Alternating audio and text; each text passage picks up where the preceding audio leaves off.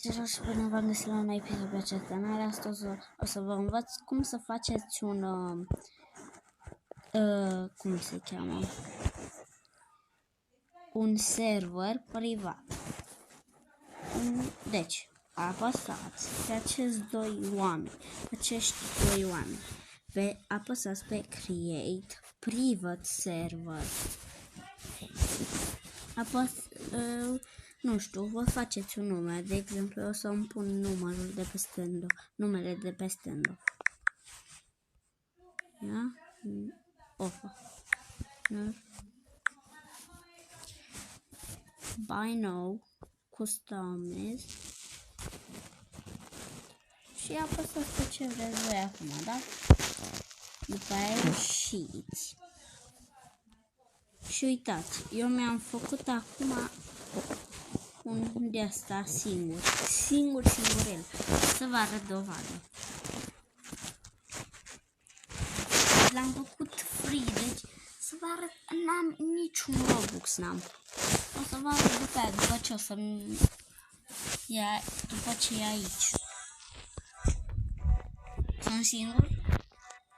Sunt singur. Nu mai sunt singur pe server. Adică vrei. Asta e doar așa pentru...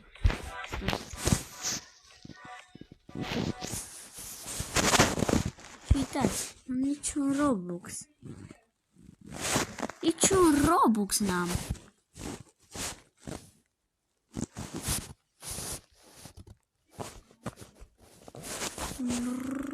Robux n-am.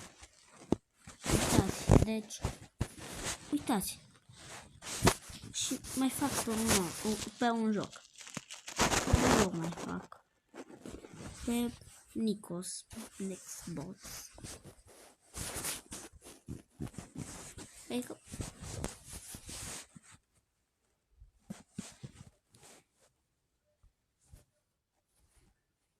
Ce? Acum nu mă mai lasă. Deci...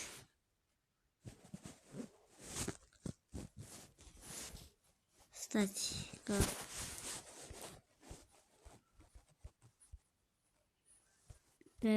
Evade, nu.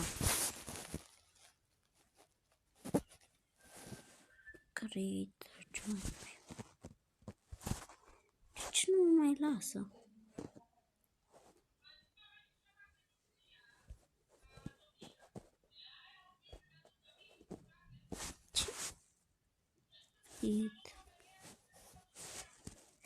În fine, dacă voi mă credeți, dacă nu, asta este. Acesta a fost video. Pa, pa!